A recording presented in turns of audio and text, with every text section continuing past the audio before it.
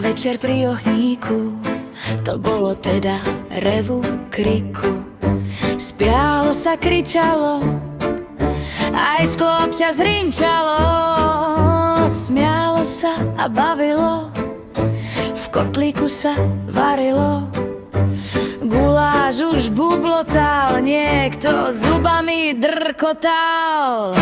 Spievalo sa len tak na tráve, a to popri veľkej vrave.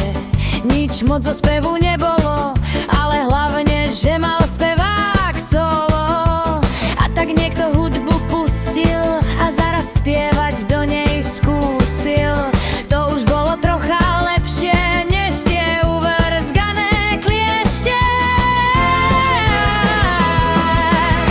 A keď už hudba nahlas hrala, niekto z kríkov tralalala, všetci sa začali smiať a to sa začali veci diať. Niekto vyskočil zo stoličky, ďalší pre istotu pomaličky, s fľašou v ruke nad hlavou a s dobrou náladou. Aj ostatní sa pridali, spievali a kričali, tak sme sa bavili, narodeniny sme slávili.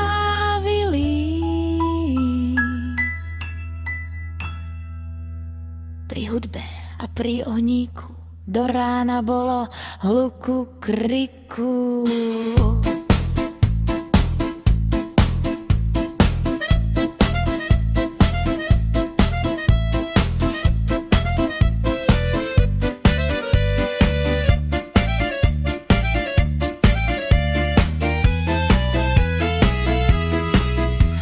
Včera večer pri ohníku, to bolo teda revu, kriku.